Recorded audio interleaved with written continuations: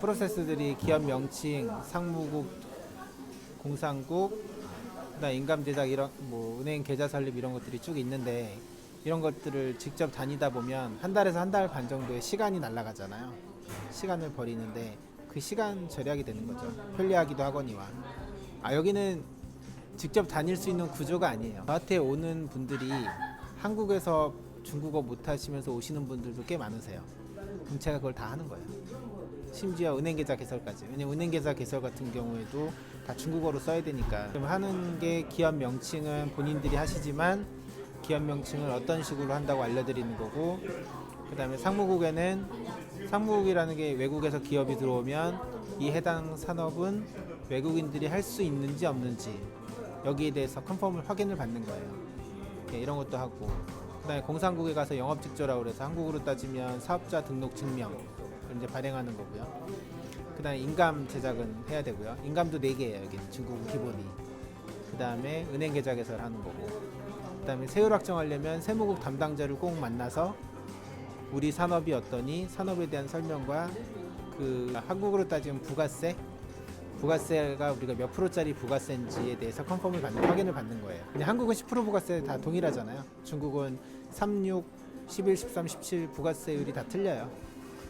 그래서 내가 어떤 산업을 하면 그 산업에 대해서 부가세율이 나오죠. 왔다 갔다 하는 게 한 10대 번 왔다 갔다 해야 돼요. 법인 설립을 한다는 거는 내가 법인 설립을 하지 않으면 정식적으로 계산서 발행도 안 내고 업체와 정식적인 계약 처리도 안 되잖아요. 그렇기 때문에 법인 설립을 하는 거죠. 참고로 외국인은 개인 사업자가 안 돼요. 무조건 법인 설립이. 제일 많으신 분들은 무역이 많으시고, 무역 중에서도 화장품 관련된 무역이 좀 있으시고, 요새는 좀 다양한데 헬스클럽 하시는 분, 그 다음에 일반 컨설팅 하시는 분.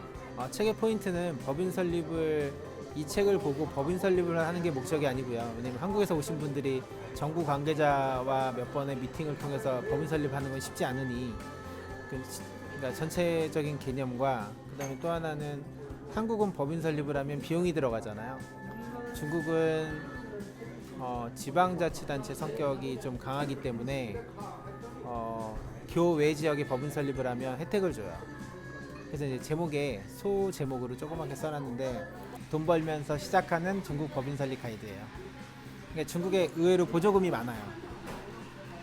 그러니까 보조금은 두 가지인데, 정책적인 산업별로 보조금이 있고, 그러니까 정부에서 키우는 산업에 대해 문화산업이나 이런 거 보조금이 따로 있고요. 예를 들면 극장 하나 지으면 대도시의 시내에 지으면 보조금이 없지만 중소도시에 좀 치우쳐진 곳에 법인을 설립하게 되면 1억에서 한 3, 4억 정도의 보조금이 일시불로 지급되는 경우도 있어요. 근데 우리가 이거는 향유하기 쉽지 않고, 두 번째는 누구나 시내에 법인 설립을 하려고 하잖아요. 예를 들면 뭐 강남구나 마포구나 아니면 서초구나 이런 데 법인 설립을 하려고 하다 보니까, 그러면 다른 처져 있는, 예를 들면 하남시 같은 경우에는 소득이 없잖아요. 그 세금이 없잖아요. 뭐 그런 쪽에서는 투자 유치를 하는 거예요. 대신에 이제 세금 낸 거에 5% 혹은 뭐 7% 이렇게 돌려줄게. 그럼 세금 많이 내는 기업들은, 그 세금이라는 거는 꼭 기업 소득세만 얘기하는 게 아니라 부가세 포함해서요.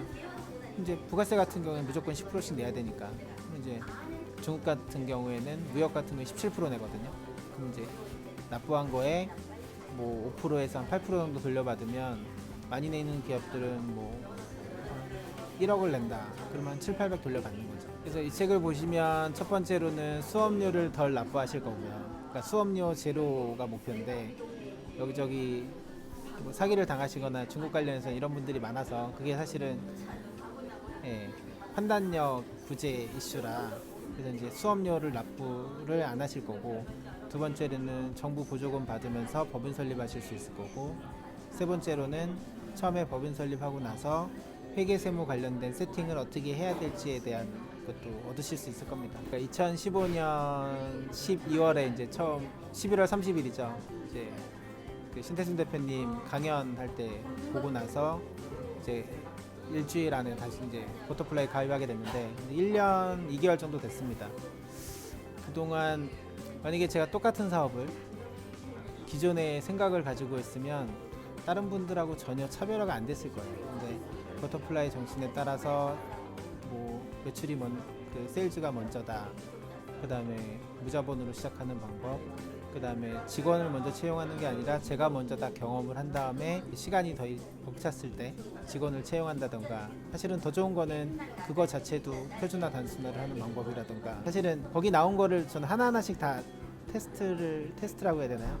하나하나씩 다 시도를 해봤는데 덕분에 사업이 잘 되는 거는 물론이거니와 큰 목표가 생겨서 즐겁게 사업을 할 수 있는 것 같습니다. 그래서 하여튼 인생이 많이 바뀐 것 같아요.